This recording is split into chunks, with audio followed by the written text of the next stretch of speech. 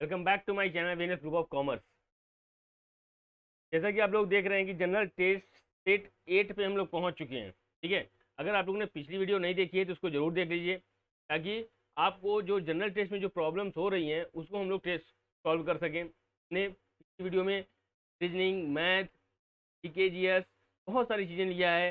History बताया था, इसमें भी आपका एंशिएंट बताया था, मॉडर्न बताया था और मिडिल बताया था। आज क्या करेंगे हम लोग, हिस्ट्री में एंशिएंट, मॉडर्न और मिडिल, ये तीनों के विषय में आज इस वीडियो में हम लोग देखेंगे। ठीक है, ये हमारे कुछ सोशल मीडिया हैंडल हैं, इंस्टाग्राम है, टेलीग्राम है और फेसबुक पेज है। इस पर भी आप हमसे जुड़ जाएं, क्योंकि इस पर भी हम लोग इन्फॉर्मेशन देते रहते हैं। ठीक है, टेलीग्राम पे हो तो आपको करंट अफेयर्स वगैरह भी मिलते रहते हैं, क्विज वगैरह भी मिलते रहते हैं। और हाँ, हमारा ऐप डाउनलोड करना ना भूलिएगा। ठीक है, क्योंकि इसका पीडीएफ आपको हमारे ऐप पे प्रोवाइड कर दिया जाएगा। ठीक है, तो आइए फिर स्टार्ट किया जाता है आज का क्वेश्चन। उम्मीद करते हैं आप सब लोग सेफ होंगे और अच्छे से पढ़ाई कर रहे होंगे। क्लियर है ना? चलिए भाई देखते हैं, which one of the following is more problem regarding the Harappa script. Harappa script में सबसे ज्यादा प्रॉब्लम क्या था? है ना, probable regarding the Harappa script, sorry problem नहीं, मतलब हड़प्पा लिपि के संबंध में निम्नलिखित में से कौन सा अधिक संभावित है? या ये पिक्टोग्राफ के अकॉर्डिंग था? ठीक है, उसका सुमेरियन था, ये उसका प्रोटो ट्रेवेडियन था, या इसके बाद संस्कृत का था। ठीक है, तो इसमें से कौन सा सही था ये आपको बताना है। तो मैं बता दूं, हड़प्पा जो लिपि था वो आपका कौन सा था? ये पिक्टोग्राफिक था। कैसा था? पिक्टोग्राफिक था। देखिए, आप खुद से भी इसके आंसर अपने से ही सोचें और सोचें कि ये आंसर इसका होना चाहिए।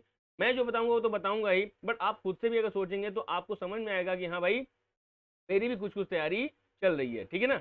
नेक्स्ट आते हैं, अब देखिए क्या बोला है। यह पोस्ट्रोफ्ड शैली में लिखा गया था। इसे पहली पंक्ति में दाएं से बाएं, ठीक है, यानी कि राइट से लेफ्ट लिखा जाता था, और दूसरी पंक्ति में यानी कि दूसरी लाइन में इसको बाएं से दाएं यानी कि आपका लेफ्ट से राइट लिखा जाता था। ठीक है, यह प्रकृति में चित्रमय था। देखिए, पिक्टोग्राफ का मतलब क्या होता है? आपको एक चित्र के अकॉर्डिंग चीजों को प्रोवाइड करना। क्लियर है? अब क्या बोल रहा है भाई, इस लिपि में 400 से 500 चिन्ह है, यानी कि क्या है, सिंबल है, साइन है, लोगो है, प्रतीक मतलब लोगो होता है, का प्रयोग किया गया है। या अभी भी एक अपठनीय लिपि है, मतलब अभी भी इसको देखिए पढ़ा नहीं गया है। इसमें इतने सारे हम लोग के चेंजेस हो चुके हैं, बदलाव हो चुके हैं, मगर तब भी अभी भी हम लोग हड़प्पा स्क्रिप्ट को नहीं पढ़ पाए हैं। क्लियर है? क्योंकि भाई उन लोगों के समय में क्या था, कैसे था, ये चीजें अभी भी हम लोग उतने में डेवलप नहीं हो पाए हैं भाई। ठीक है, नेक्स्ट आते हैं। बोला the great bath was found in, बोला विशाल स्नानागार कहाँ पे प्राप्त किया गया था? ध्यान दीजिएगा, ये बहुत ही इंपॉर्टेंट क्वेश्चन है, और ये क्वेश्चन हमेशा किसी न किसी आपके एग्जाम में जरूर देख लिया जाएगा। ठीक है ना? तो ये एकदम इंपॉर्टेंट है। ये पूछता है भाई, कहाँ पे विशाल स्नानागार प्राप्त किया गया था? तो मोहनजोदारो में, कालीबंगा में, लोथल में या हड़प्पा में। ठीक है ना? तो मैं बता दूं, ये कहाँ पे प्राप्त किया गया था विशाल स्नानागार? मोहनजोदारो में। ठीक है ना? बहुत बड़ा टब होता है, जैसे आजकल नहीं हम लोग देखते हैं वॉशरूम वगैरह में बड़ा सा टब रखते हैं लोग नहाने के लिए, सेम उसी तरीके से वहां पे था, विशाल स्नानागार वहां पे बनाया गया था। आइए फिर नेक्स्ट क्वेश्चन पे आते हैं, क्या बोल रहा है। बोला मोहनजोदाड़ो में विशाल स्नानागार मिला था, मोहनजोदाड़ो में एक कांस्य नृत्य, ध्यान दीजिएगा, कांस्य नृत्य करने वाली लड़की भी मिली थी। ठीक है, अन्न भंडार भी आपके मोहनजोदाड़ो की सबसे बड़ी इमारत थी। अन्न भंडार जो थी, जिसमें कि हम लोग क्या करते थे, अपने ग्रेनरी वगैरह को सेव करके रखते थे, वो भी बिल्डिंग क्या थी, सबसे ज्यादा बड़ी थी। ठीक है, नेक्स्ट क्वेश्चन पे आते हैं, क्या बोल रहा है भाई। बोला है, किस सम्राट को भारत का नेपोलियन कहा गया? ठीक है, किस सम्राट को भारत का नेपोलियन कहा गया? तो मैं बता दूं, समुद्रगुप्त है, बताइए। उसके बाद चंद्रगुप्त द्वितीय, जिसको कि विक्रमादित्य के नाम से भी जानते थे। उसके बाद अशोका थे या कनिष्क थे। मैं बता दूं, इसका आंसर क्या है आपका? समुद्रगुप्त। समुद्रगुप्त को क्या कहा गया? भारत का नेपोलियन कहा गया। ये इंपॉर्टेंट क्वेश्चन है, हर बार पूछता है, इसको भी आप रिमेंबर रखिएगा। नेक्स्ट क्वेश्चन पे आते हैं। बोला है, समुद्रगुप्त गुप्त वंश का सबसे प्रतापी शासक था। ठीक है ना? सबसे प्रतापी शासक था। और बोल रहा जा रहा है कि वी ए स्मिथ, कौन भैया? वी ए स्मिथ ने उन्हें भारत का नेपोलियन कहा था। भैया ये भी क्वेश्चन आता है, कौन बोला था भारत का नेपोलियन इनको? तो वी ए स्मिथ जी ने बोला था। वे वैष्णववाद के अनुयायी थे, लेकिन अन्य धर्मों के प्रति सहिष्णु थे। वैष्णववाद के क्या थे ये? वो थे, और अन्य धर्मों को क्या करते थे ये? टोलरेट करते थे। ठीक है भैया, नेक्स्ट क्वेश्चन पे आते हैं। क्या बोला? मनुष्य द्वारा खोजी गई पहली धातु कौन सी थी? देखिए, आज का जितने क्वेश्चन है ना, आपके इसमें से कम आपके एग्जाम में एक दो क्वेश्चन जरूर आने वाले हैं। ये पूरा वीडियो जब शुरू से अंत तक देखिएगा, क्योंकि मैंने जो जो क्वेश्चन लिए हैं वो सारे एग्जाम से रिलेटेड लिए हैं और वो एकदम कंफर्म है कि आपके एग्जाम में कहीं ना कहीं दिखेगा जरूर। ठीक है, तो भैया हम लोग सबसे पहले जिंक यूज किए थे, कॉपर यूज किए थे, आयरन यूज किए थे या एल्यूमिनियम यूज किए थे। ठीक है ना, तो भैया ध्यान दीजिएगा, हम सबसे पहले क्या किए थे, तांबा को प्रयोग किए थे, जिसको हम लोग इसमें कॉपर कहते हैं। ठीक है ना, आइए भाई नेक्स्ट का एक्सप्लेनेशन भी देख लिया जाए। तांबा मनुष्य द्वारा खोजी गई पहली वस्तु है, इसको एकदम अच्छे तरीके से याद कर लीजिए, इसमें से आपको कंफर्म क्वेश्चन मिलेगा। पहला पालतू जानवर कौन था हमारा, था तो कुत्ता था। ठीक है, सिंधु सभ्यता के लोग लोहे का प्रयोग नहीं जानते थे, ध्यान दीजिए, लोहा कभी मत लगा दीजिएगा, क्योंकि सिंधु सभ्यता के लोग जो वो सिविलाइजेशन था सिंधु वाला, वो इन चीजों को नहीं जानता था। ठीक है ना, इंडस वैली सिविलाइजेशन जिसको कहते हैं, या चाल्कोलिथिक युग के समकालीन थे। ये कौन से थे भाई, कंटेम्प्रेरी थे किसके, चाल्कोलिथिक इरा के। क्लियर है ना, जी देखिए, तो भी मैंने जो एक्सप्लेनेशन लिया उसमें भी आपको बहुत सारे क्वेश्चन मिल जाएंगे। पहला पालतू जानवर क्या था, कुत्ता। सिंधु सभ्यता के लोग लोहे का प्रयोग नहीं जानते थे, ये भी मिल गया 2 क्वेश्चन, और ये तांबा तो आपको मिल ही गया भाई। ठीक है, और चाल्कोलिथिक युग को समकालीन था कौन, Indus valley civilisation. Next question, who compose the Allahabad Prashasti, Allahabad प्रशस्ति को किसने बनाया था भाई, कंपोज किया था, किसने रचना की थी, हरिसेन ने की थी। ठीक है, वाशुमित्र ने की थी, उसके बाद अश्वघोष ने की थी, या फिर नागार्जुन ने की थी। बताइए फटाक से इसका आंसर दीजिए। यस यस यस, जो आप सोच रहे एकदम सही वही है, हरिसेन जी ने इसको दिया था। क्लियर है, आइए नेक्स्ट क्वेश्चन पे आते हैं, क्या बोल रहा है भाई, Harisen was the court poet of the Samudragupta. ये भी क्वेश्चन आता है भाई कि समुद्रगुप्त के दरबारी कवि कौन थे, तो हरिसेन थे। हरिसेन किसके दरबारी कवि थे, तो समुद्रगुप्त के थे। ठीक है, और समुद्रगुप्त को क्या कहा जाता है, हाँ अभी तुरंत तुरंत बताया था मैंने इसके पिछले वीडियो क्वेश्चन में, क्या, हाँ जी हाँ जी हाँ, इनको क्या कहा जाता था, नेपोलियन कहा जाता था, किसका, भारत का। ठीक है ना, चलिए भाई नेक्स्ट क्वेश्चन पे आते हैं, क्या बोल रहा है भाई, बोला सिंधु घाटी का एक प्रमुख बंदरगाह कौन सा था, कौन सा था, चंहुदारो था, मेहरगढ़ था, लोथल था, या कलीबंगन था। तो मैं बता दूं, लोथल इसका क्या था, प्रमुख बंदरगाह था भाई। ठीक है, नेक्स्ट क्वेश्चन पे आते हैं, क्या बोल रहा है, लोथल वाज द पोर्ट। हाँ, लोथल कहाँ पे है, सबसे पहले बात ये बताइए, तो लोथल आपका कहाँ है इस समय प्रेजेंट में, गुजरात में। कहाँ पे है भाई, गुजरात में। ठीक है ना, जी हाँ जी हाँ जी हाँ, जो आप सोच रहे हैं एकदम सही बात है। यहाँ के लोग क्या करते हैं, बहुत ज्यादा इंडस्ट्रियलिस्ट वे में आगे बढ़ते हैं। बोला यह भोगावीर नदी के तट पर स्थित एक बंदरगाह था। 1954 में SR राव ने इनकी खोज की थी।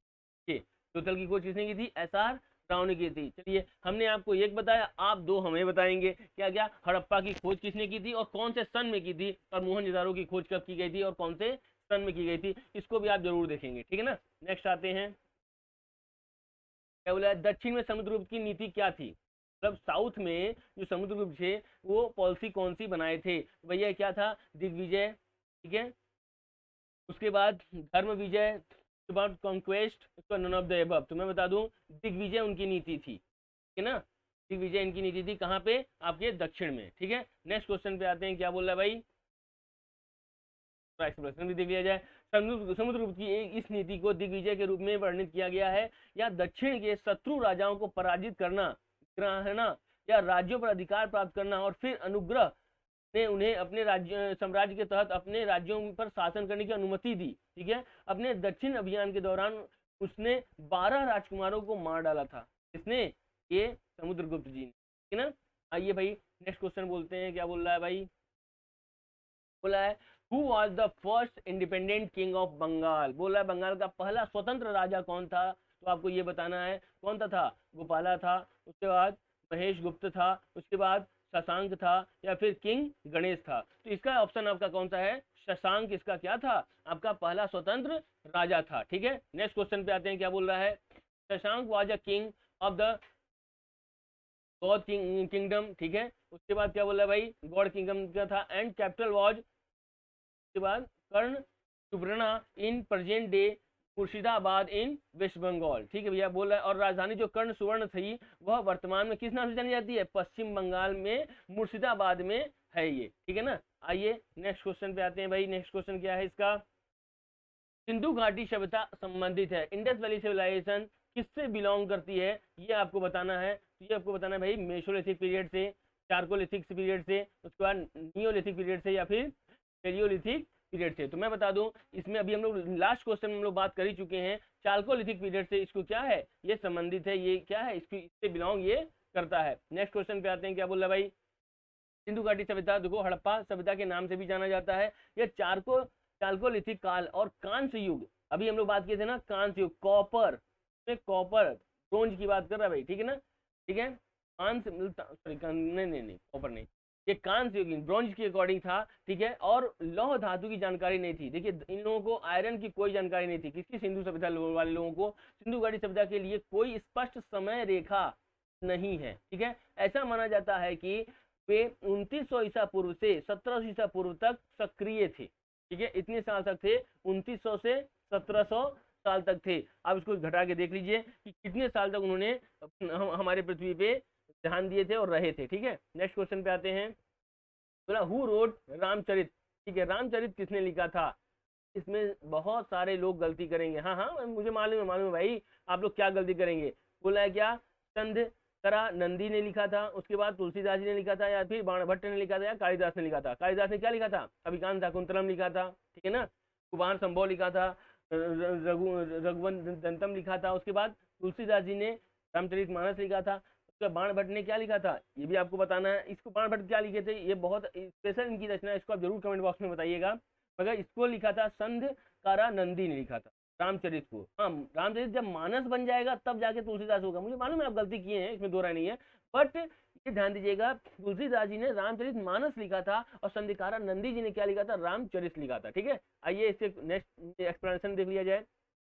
बोला रामचरित संस्कृत में संध्याकर नंदी द्वारा लिखा गया था, वह बंगाल के पाल साम्राज्य के समकालीन कवि थे, ठीक है, और बंगाली विद्वान हरिप्रसाद शास्त्री द्वारा खोजी गई रामचरितम की एक ताड़ के पत्ते की पांडुलिपि कलकत्ता एशियाटिक सोसाइटी के संग्रहालय में संरचित है। अभी जाएंगे तो वहां पे आप देख सकते हैं। फिर बोला रामचरितमानस को गोस्वामी तुलसीदास ने अवधी भाषा में लिखा। ये भी क्वेश्चन बोलता जाता है कि रामचरितमानस कौन लिखा था, तो तुलसीदास जी ने लिखा था, किस भाषा में लिखा था, तो अवधी भाषा में लिखा था। ये क्वेश्चन आपका आता है भाई। नेक्स्ट क्वेश्चन क्या है, टोटल नंबर ऑफ पुराणों की संख्या कितनी है, वेदों की संख्या कितनी है, ये सब क्वेश्चन आते हैं, ठीक है। 4 वेद हैं आपके और 18 आपके क्या है, पुराण है, ठीक है ना।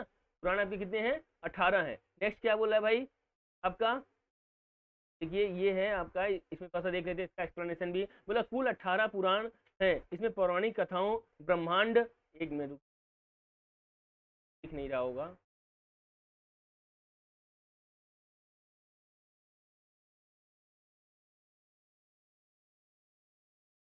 क्या बोला भैया, कुल 18 पुराण है और इसमें पौराणिक कथाओं, ब्रह्मांड, विज्ञान, विभिन्न किंवदंतियों, लोक विश्वास, कानून के कोड, विविध विषयों जैसी कई चीजें एक साथ शामिल हैं। इसने युद्ध पोत के तरीके को बलिदान से मूर्ति पूजा में बदलने का सुझाव दिया, ठीक है भैया। मूर्ति पूजा में आप रहिएगा तो ज्यादा आप उसमें नहीं ध्यान देंगे, ठीक है। इसमें एक प्राचीन कथा का वर्णन है जो अंधविश्वासों से रंगी हुई थी।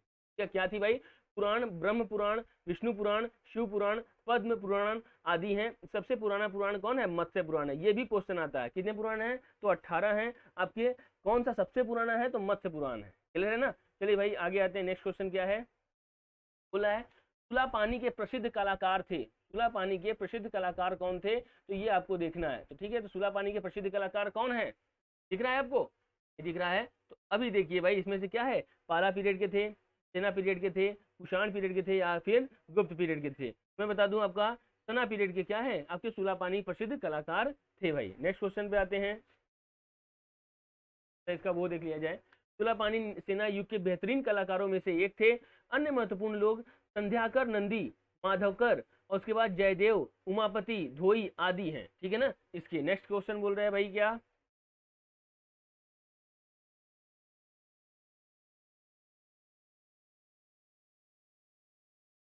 बोला है दिव्या इसकी नेता थी, ठीक है ना। Divya was the leader of the, किसकी नेता थी भाई, मुंडा रिवलेशन की थी, उसके बाद संतल रिवलेशन की थी, उसके बाद कवित्रा रिवलेशन की थी, या फिर कोल रिवलेशन की थी। मैं बता दूं आपका ये कविवर्ता रिवलेशन की ये क्या थी, ये नेता थी, ठीक है भाई। आइए थोड़ा सा इसका वो भी देख लिया जाए। बोला है वारेंद्र विद्रोह कैवर्त विद्रोह के रूप में भी जाना जाता था। देखिए अब कैवर्त विद्रोह को हम किस और नाम से जानते हैं, वारेंद्र विद्रोह के नाम, ठीक है। बोला राजा महिपाल द्वितीय के खिलाफ एक विद्रोह एक विद्रोह का नेतृत्व दिव्या ने किया था, ठीक है।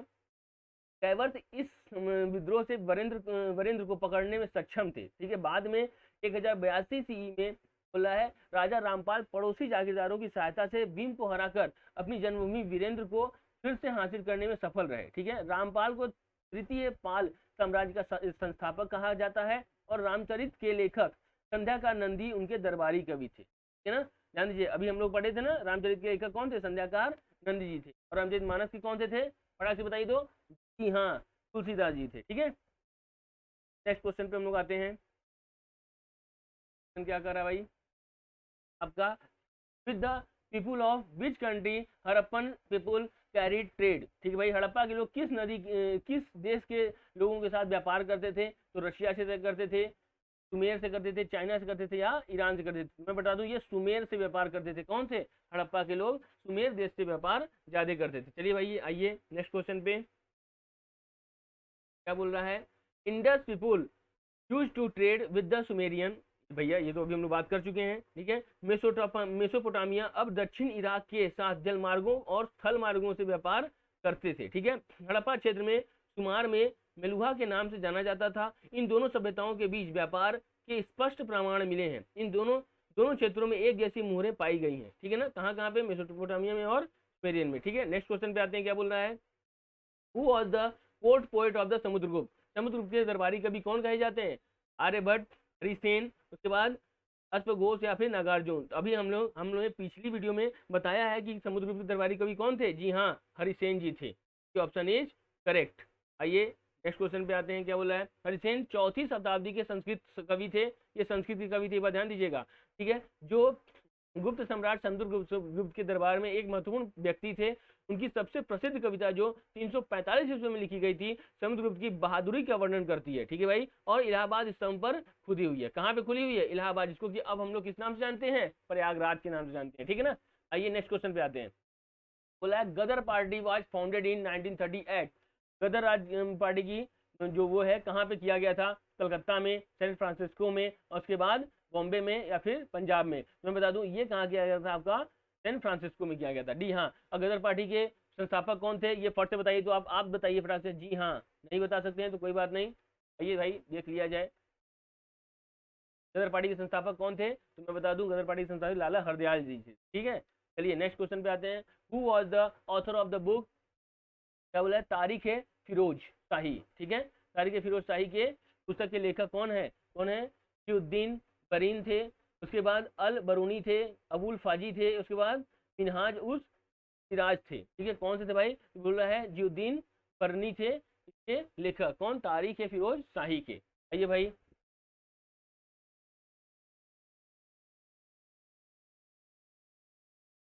एक मिनट, हम तभी आपको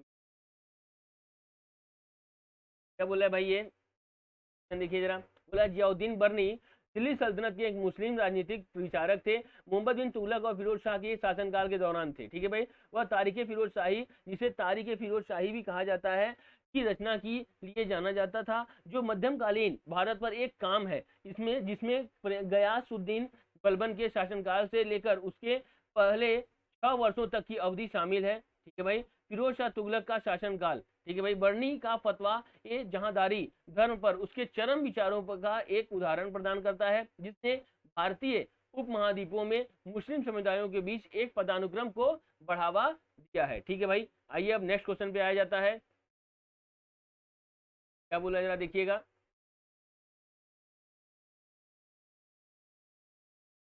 ये नेक्स्ट क्वेश्चन क्या बोल रहा है भाई, देखिए बोल रहा है क्या चीज, बोला है शेर शाह के आक्रमण के दौरान मृत्यु हो गई थी, ठीक है भाई। शेर शाह के आक्रमण के दौरान मृत्यु हुई थी, यहाँ पे मसवार में, कालिंजर में, मांडू में, इस पर रसीन में। भैया इनकी मृत्यु हो गई थी कालिंजर में, शेर शाह की मृत्यु कहाँ हुई थी, कालिंजर में हो गई थी, ठीक है, अटैकिंग के द्वारा। क्लियर है। नेक्स्ट क्वेश्चन क्या बोल रहा है भाई, हाँ देखिए, महोबा के राजपूत के खिलाफ बुंदेलखंड में कालिंजर किले की घेराबंदी हो रही थी, ठीक है। घेराबंदी हो रही थी आपकी, कालिंजर किले की घेराबंदी की जा रही थी भाई। फिर बोला है दौरान 22 मई 1545 को शेरशाह की मौत हो गई थी। जब इस किले को अपने अधीन करने की सारी रणनीति विफल हो गई तो शेरशाह ने किले की दीवारों को बारूद से उड़ाने का आदेश दिया, लेकिन एक खदान के फटने से वह खुद गंभीर रूप से घायल हो गया था। ठीक है ना, कौन भैया, शेरशाह जी। आइए नेक्स्ट क्वेश्चन पे आते हैं। बोला है इख्तियारुद्दीन बख्तियार खलजी ने बंगाल पर आक्रमण कब किया था? 1202 एडी में किया था, 1206 एडी में किया था, 1194 में किया था, 1191 में किया था। ये किया था आपका 1202 ईस्वी में। इख्तियारुद्दीन बख्तियार खलीज ने बंगाल पर आक्रमण इसी समय किया था। ठीक है भैया। नेक्स्ट क्वेश्चन भैया, इसको थोड़ा सा देख लिया जाए ये कैसे कैसे इसको सॉल्व कर सकते हैं। ये बोल रहा है क्या चीज, इख्तियारुद्दीन बिन बख्तियार खिलजी ने 1201 ईस्वी में बंगाल पर आक्रमण किया। उसे मोहम्मद बख्तियार खिलजी के नाम से भी जाता था। ठीक है, उनके आक्रमणों के ने बौद्ध और उदंतपुरी, नालंदा और विक्रमशील शिला में बनाए गए प्रतिष्ठानों को गंभीर रूप से क्षतिग्रस्त कर दिया गया था। ठीक है, कर दिया। उसने नवद्वीप पर आक्रमण किया और बाद में 1203 में राजा लक्ष्मण सेन को हराया। उसने गौर शहर पर भी कब्जा कर लिया जो उस समय की राजधानी थी। ठीक है, नेक्स्ट क्या बोल रहा है भाई, आगे देखते हैं। शेरशाह का सेनापति कौन था? तो बोल रहा है क्या, नयस्त खान था, उसके बाद जय सिंह था, उसके बाद ब्रह्मजीत गौर था या फिर दिलेर खान था। तो कौन था भाई इसका, ब्रह्मजीत गौर जी इनके क्या थे, सेनापति थे। आइए थोड़ा सा इनके विषय में थोड़ा सा पढ़ लिया जाए। क्या बोल रहा है, शेरशाह की का सेनापति ब्रह्मजीत गौड़ था। ठीक है भाई, ये तो बहुत अच्छी बात बोल रहा है भाई। इसके बाद क्या बोल रहा है, देखिए, गौड़ था वह हिंदू था, पहली बात। उसके बाद जयसिंह अकबर का मनसबदार था। जो जयसिंह था वो कौन सा था, कौन था, अकबर का मनसबदार था। उसके बाद आइए देखते हैं नेक्स्ट क्वेश्चन पे क्या बोल रहा है। दिल्ली के में कुतुब मीनार का निर्माण किसने करवाया था? तो बलबन ने करवाया था, अलाउद्दीन खिलजी ने करवाया था, कुतुबुद्दीन ऐबक ने करवाया था या फिर इल्तुतमिश ने करवाया था? तो मैं बता दूं इसको कुतुबुद्दीन ऐबक ने करवाया था। ठीक है, दिल्ली के कुतुब मीनार का निर्माण करवाया था। ठीक है ना, और उसको पूरा किसने करवाया था जरा ये बताइए। तो स्टार्ट तो इसने कुतुबुद्दीन ऐबक ने किया था, मगर इसको पूरा किसने किया था ये आप हमें बताएंगे। ठीक है ना, नेक्स्ट क्वेश्चन पे आते हैं। क्या बोल रहा है भाई, बोला कुतुबुद्दीन ऐबक क्या क्या कुतुब मीनार एक सूफी संत की याद में बनाया गया था। ठीक है, इस कुतुबुद्दीन ऐबक द्वारा कहा गया था और बाद में इल्तुतमिश, देखिए हम खुद ही आंसर दे दिए इसका, इल्तुतमिश ने इसको क्या किया था, समाप्त करवाया था, यानी कि पूरा करवाया था। इसने स्टार्ट तो करवाया था बट इसको ये पूरा करवाने का श्रेय किसको जाता है, इल्तुतमिश जी को जाता है। ठीक है, पूरे क्वेश्चन आपके बहुत इंपॉर्टेंट है, ध्यान दीजिएगा। जितना भी हो सके दबा करके शेयर कीजिए, लोगों को बताइए कि कैसा ये प्लेटफॉर्म है और कैसा आपको प्रोवाइड कर रहा है चीजें। ठीक है, उस सुल्तान का नाम बताइए जिसने भारत में राशनिंग प्रणाली की शुरुआत की थी। मोहम्मद बिन तुगलक, उसके बाद फिरोज तुगलक, उसके बाद गयासुद्दीन बलबन या फिर अलाउद्दीन खिलजी। कौन था भाई, तो ये अलाउद्दीन खिलजी इसके क्या थे, राशनिंग प्रणाली की शुरुआत किए थे। ठीक है, नेक्स्ट क्या बोला भाई, बोला है शकाब्दा में शुरू किया गया था। शकाब्दा वाज स्टार्टेड इन, शकाब्दा 58 एडी में, 327 एडी में, 78 एडी में या फिर 78 एडी में। ये तो दो बार आ गया ना, तो भाई 78, सॉरी ये बीसी है और ये एडी है, तो भैया एडी में किया गया था, 78 एडी में किया गया। ठीक है, इसमें बहुत लोग कंफ्यूज हो जाते हैं। ठीक है, नेक्स्ट क्वेश्चन पे आते हैं। शकाब्द की शुरुआत कनिष्क ने 78 ईस्वी में की थी। इसमें 78 ईस्वी में की थी कनिष्क ने शकाब्द की शुरुआत। ठीक है ना, आइए नेक्स्ट क्वेश्चन पे आते हैं भाई। क्या बोला, तराइन का युद्ध मोहम्मद गौरी के बीच लड़ा गया था। ठीक है भाई, तराइन का युद्ध मोहम्मद गौरी के बीच लड़ा गया था। बोला है पृथ्वीराज चौहान के साथ, उसके बाद राम हम वृंदेव के साथ, उसके बाद राणा संगा के साथ या फिर राणा प्रताप के साथ। किसके संग लड़ा गया था, फटाक से बताइए। ये पृथ्वीराज चौहान के साथ लड़ा गया था। ठीक है, आइए इसको थोड़ा डिटेल में पढ़ लेते हैं। क्यों, क्योंकि ऐसा क्वेश्चन आपको बहुत मिलेगा और ये बहुत ही इंपॉर्टेंट है, ध्यान दीजिएगा। अगर ये पढ़ लिए इसका मतलब कि आपका इसमें से एक क्वेश्चन तो कन्फर्म मिलने वाला है। आइए देखते हैं क्या बोला भाई। तराइन का लड़ाई हरियाणा भारत में आधुनिक तारावड़ी में लड़ी गई निम्न में से किसी भी लड़ाई का उल्लेख कर सकती है। क्या देखते हैं, तराइन की पहली लड़ाई कब हुई थी, पहला यही क्वेश्चन आता है। तो 1191 में हुई थी, दूसरी 1192 में हुई थी और तीसरी 1216 ईस्वी में हुई। अगर पहला और दूसरा इसका डेट बहुत अच्छे से याद कर लीजिएगा, 91 और 92। ठीक है, जिसने चाहमना राजा पृथ्वीराज चौहान ने गुरिद सुल्तान मुइज अल दीन मोहम्मद घोर या मोहम्मद गोरी को हराया था। ठीक है भाई, तराइन का दूसरा युद्ध 1192 जिसमें मोहम्मद गोरी ने पृथ्वीराज चौहान को हराया था। ठीक है ना, पहले वाले में पृथ्वीराज चौहान ने मोहम्मद गोरी को हराया था। ठीक है, और दूसरे वाले मोहम्मद गोरी ने पृथ्वीराज चौहान को हराया था। ठीक है, तराइन की दूसरी लड़ाई 1216 ईस्वी में दिल्ली सल्तनत के ममलूक गुलाम वंश राजा इल्तुतमिश ने पूर्व खुरिद सेनापति ताज अल दिन इल्डिज को हराया और कब्जा कर लिया। देखिए बाद में कौन किया था भाई, इल्तुतमिश ने अल दिन हिल्डिज को हराया था। यानी कि मोहम्मद गोरी और पृथ्वीराज चौहान के बीच में सिर्फ 2 ही युद्ध हुआ था तराइन का, पहला 1191 में, दूसरा 1192 में। ठीक है, नेक्स्ट क्वेश्चन में आते हैं। क्या बोला है भाई नेक्स्ट क्वेश्चन, से पढ़िए। शिवाजी निम्नलिखित में से किसके साथ 1665 ईस्वी में पुरंदर की संधि का हस्ताक्षर किए थे, है ना, पुरंदर की संधि का हस्ताक्षर किसके साथ किए थे ये आपको बताना है। ये बात बताइए भाई, कौन थे, जयसिंह जी थे, हाँ, प्रिंस उजम थे, उसके बाद रशीदा खान थे या फिर अफजल खान थे। ये तो कौन थे भाई, ये जयसिंह जी थे, है ना। आइए नेक्स्ट क्वेश्चन पे आते हैं, तो थोड़ा सा इसको पढ़ लिया जाए तो ज्यादा अच्छा रहेगा। क्या बोल रहा है भाई, सुनना ये चाह रहा है कि पुरंदर की संधि 11 जून 1665 ईस्वी में हुई थी, ये भी आपको याद रखना है। छत्रपति शिवाजी महाराज और आमेर के राजा जयसिंह के बीच हुई थी पुरंदर की संधि, जिन्हें मुगल बादशाह औरंगजेब ने प्रतिनियुक्त किया था। इस संधि के द्वारा शिवाजी ने 35 से 23 किलो को आत्मसमर्पण कर दिया और मुगलों ने कोंकण और बालाघाट के कुछ हिस्सों पर शिवाजी के अधिकार को स्वीकार किया था। ठीक है ना, बात अगर समझ में आ गई तो आइए हम लोग आगे अब बढ़ते हैं। ठीक है भाई, क्वेश्चन सारे इंपॉर्टेंट है, आपको एकदम ध्यान से पढ़ना है क्योंकि सारे इंपॉर्टेंट क्वेश्चन है, तो आपको बेनिफिट तो देंगे भाई, इसमें दो राय नहीं है।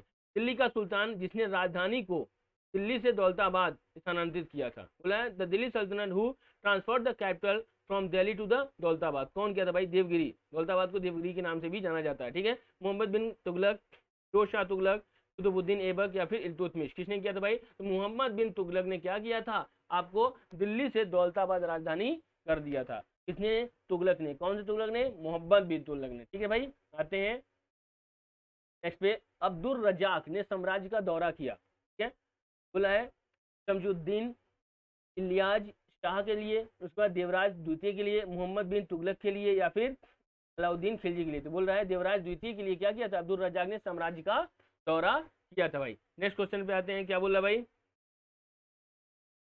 1 सेकेंड, तो देखा जाए भाई इस पे है, अच्छा नहीं पहले इसमें देख लेते हैं।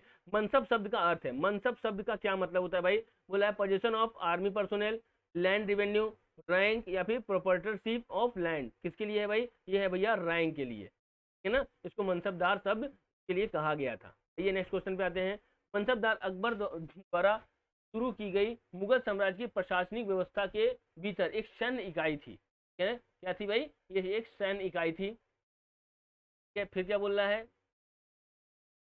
सैन्य इकाई थी। प्रणाली ने एक सरकारी अधिकारी और सैन्य जनरलों के पद स्थित वेतन और भत्ते का निर्धारण किया। ठीक है भाई, मनसबदार शब्द का अर्थ मनसब वाला व्यक्ति होता है जिसका अर्थ है भूमिका। ठीक है ना, अकबर द्वारा स्थापित मनसबदारी व्यवस्था में वे मनसबदार जिनकी रैंक 1000 या उससे नीचे थी उन्हें अमीर कहा जाता था, जबकि 1000 से ऊपर के लोगों को अमीर अल कबीर यानी महान अमीर कहा जाता था। कुछ महान अमीर जिनकी रैंक 5000 से ऊपर थी उन्हें भी अमीर उल उमरा यानी अमीरों का अमीर उपाधि दी गई थी। ठीक है, तो मनसबदार क्या था, एक रैंक व्यवस्था थी जिसमें कि ये सब चीजें होती थी। ठीक है भैया, नेक्स्ट क्या बोल रहा है भाई, तालीकोटा का युद्ध किस वर्ष लड़ा गया था, तो तालीकोटा का युद्ध किस वर्ष लड़ा गया था, 1571 ईस्वी में, 1581 ईस्वी में, 1556 ईस्वी में या 1565 ईस्वी में। ये लड़ा गया था आपका 1565 ईस्वी में। ठीक है, देखिए सारे क्वेश्चन इतने इंपॉर्टेंट है ना कि हम आपसे क्या बताएं, मगर दिक्कत ये है ना कि सारे क्वेश्चन आपको एक बार फिर से देखने पड़ेंगे। मुझे समझ में आ रहा है क्यों, क्योंकि ये इतने इंपॉर्टेंट है क्वेश्चन, आपके एग्जाम में जरूर आएंगे। इसमें से कम 3 से 4 क्वेश्चन इस बार फंसने वाले हैं, तो कन्फर्म है भाई। आइए देखते हैं भाई, दिल्ली का कौन सा सुल्तान एक अशोक स्तंभ दिल्ली लाया था। ठीक है, बोला which sultan of the Delhi not one Ashokan pillar to Delhi, मतलब अशोकन पिलर को दिल्ली में ले आने वाला कौन सा था भाई, तो ये आपको बताना है। ये वो कौन थे भाई, देखिए पहला क्या बोल रहा है, मोहम्मद बिन तुगलक थे, फिरोज शाह तुगलक थे, इल्तुतमिश थे या फिर अलाउद्दीन खिलजी थे। तो ये थे भाई फिरोज शाह तुगलक जी थे। कौन थे, फिरोज शाह तुगलक जी। आते हैं नेक्स्ट क्वेश्चन पे, बोला है which of the following newspaper या journals was from Maharashtra. Maharashtra से कौन से थी, सराथी थी, उसके बाद संध्या थी, क्रांति थी या फिर आत्मशक्ति थी, आत्मशक्ति। ठीक है, तो कौन सा था भाई, क्रांति जो था ये महाराष्ट्र का क्या था, अखबार या जर्नल था। क्लियर है ना। नेक्स्ट से बोल रहा है क्या, निम्नलिखित में से कौन कांग्रेस सोशलिस्ट पार्टी का सदस्य नहीं था। ठीक है, हालांकि उसके गठन को प्रोत्साहित और आशीर्वाद दिया था। ठीक है, कौन था भाई, जयप्रकाश नारायण जी थे, आचार्य नरेंद्र देव जी थे, अच्युत पटवर्धन थे, उसके बाद जवाहरलाल नेहरू जी थे। कौन थे भाई? जवाहरलाल नेहरू जी थे, ठीक है ना। ये गठन को प्रोत्साहित और आशीर्वाद दिए थे, इस पार्टी के सदस्य नहीं थे भाई। नेक्स्ट क्वेश्चन क्या बोल रहा है भाई? 21 जुलाई 1947 को संविधान सभा द्वारा अपनाए गए भारतीय राष्ट्रीय ध्वज को किसने डिजाइन किया था? कब पहले बात हुआ था? 21 जुलाई 1947 को हुआ था। बोला है अभिनंदन टैगोर ने, अबुल कलाम आजाद ने, उसके बाद बदरुद्दीन तैयब जी ने, उसके बाद रविन्द्रनाथ टैगोर जी ने। किसने किया था? बदरुद्दीन तैयब जी ने इसको क्या किया था? डिजाइन किया था। अब आपको ये बताना है ध्वज की लंबाई और चौड़ाई कितनी रेशियो में है। अब ध्वज की लंबाई चौड़ाई किसी रेशियो में, क्योंकि ये भी बहुत इंपॉर्टेंट क्वेश्चन है। पहली बात तो इसको कब अपनाया गया था? 21 जुलाई 1947 को, ठीक है ना। इसके बाद इसकी लंबाई चौड़ाई का अनुपात आप मुझे बताएंगे, ठीक है। फर्स्ट इसको बताएंगे इसका लंबाई चौड़ाई का अनुपात क्या है, ठीक है। आते हैं नेक्स्ट क्वेश्चन। बोला है दो को छोड़कर सभी स्थापित राजनीतिक दलों और समूहों के साइमन कमीशन का बहिष्कार किया, वे दो कौन थे? तो बोला है the all the established political parties and groups except two boycott Simon Commission, which was those two? कौन सा बताना भाई? हिंदू महासभा थी, ठीक है, उसके बाद जस्टिस पार्टी थी, उसके बाद मुस्लिम लीग थी, या फिर पंजाब यूनिस्ट थी, संघवादी थी, ठीक है। तो मैं बता दूं आपका आपका चौथा यानी पंजाब यूनिस्ट, और उसके बाद आपका ये कौन है? आपका ये जस्टिस पार्टी। ये दो क्या थे आपके? ठीक थे भाई। समीशन कमीशन को बहिष्कार किया जो थे वो कौन थे? आपका ए ऑप्शन, यानी कि फोर्थ और सेकंड जो थे इसके क्या थे? इसको बहिष्कार करने वाले व्यक्ति थे। कौन? जस्टिस पार्टी और उसके बाद पंजाब यूनिस्ट, ठीक है। नेक्स्ट क्या बोल रहा है भाई? निम्नलिखित में से कौन सी पुस्तक स्वामी दयानंद सरस्वती ने लिखी थी? ये कौन सी पुस्तक? सत्य प्रकाश भूमिका, सॉरी सत्यार्थ भूमिका, उसके बाद वेद भाष्य भूमिका, उसके बाद सत्यार्थ प्रकाश, उसके बाद वेद प्रकाश। तो मैं बता दूं जो दयानंद सरस्वती जी ने लिखा था वो कौन सा था? वेद प्रकाश था, ठीक है ना। कौन सा था? वेद प्रकाश था, ठीक है। उम्मीद करते हैं आपको पूरा का पूरा वीडियो समझ में आया होगा। ये सारे के सारे वीडियो आपके अकॉर्डिंग है, इसलिए थोड़ा सा अच्छे से पढ़िए तो ज़्यादा अच्छा लगेगा, और अपने दोस्तों के संग जरूर इसको बताते रहिए, ठीक है। क्योंकि इस प्लेटफॉर्म पे आपको पूरी कोशिश की जाएगी कि आपकी सफलता मेरा क्या है? पूरा धर्म है। मैं ये सोच चुका हूँ कि आपको सफल बनाना है तो कैसे भी करके बनाना है, उसके लिए आपको भाई पढ़ना पड़ेगा, ठीक है। सफलता का एक ही मेन नियम होता है, तो उसके लिए आपको वर्क करना पड़ता है, ठीक है ना। बोला मीर को पराजित करने वाला अंग्रेज अधिकारी कौन था? ठीक है, 1763 की लड़ाइयों की श्रृंखला में कुसीम था भाई। The British officer who defeated Mir Qasim in a series of the battle of the 1763 was colonel Nelson था, कोलोनल हॉलवॉल था, उसका मेजर हेक्टर मुनरो था, इसका मेजर एडम्स था। मैं बता दूं मेजर एडम्स ने क्या किया था? इसको पराजित किया था मीर कुसीम को, ठीक है ना। आइए अब तो खत्म हो गया है, मुझे जहां तक आता है। क्या देखिए खत्म हो गया। पूरे क्वेश्चंस आपके अकॉर्डिंग थे, आपके बढ़िया थे। एक एक क्वेश्चन आपको एकदम लय से देखना था, ये ज़्यादा बेहतर था भाई। Thanks for watching. हमारे ऐप को आप जरूर डाउनलोड कर लीजिए, क्योंकि ये क्या है? फ्री है। कैसा है? फ्री है। और हाँ, इस पर हमें जरूर फॉलो कर लीजिए, इंस्टाग्राम, टेलीग्राम और फेसबुक पेज पे, ताकि हम लोग नेक्स्ट आपको इन्फॉर्मेशन देते रहें। और हाँ, वीडियो को कैसे आपके पास लेटेस्ट वीडियो पहुंचेगा, इसके लिए आप खुद जानते हैं, मैं अब इसके विषय में कुछ नहीं बोलने वाला हूँ। आपको मिलना है नेक्स्ट वीडियो में, तब तक के लिए धन्यवाद। अच्छे से मिलिए, अच्छे से रहिए, अच्छे से पढ़ाई करते रहिए, और अपने लक्ष्य को प्राप्त करते रहिए। माँ बाप का बात मानते रहिए। तब तक के लिए धन्यवाद, बाय बाय। मिलते हैं नेक्स्ट वीडियो में।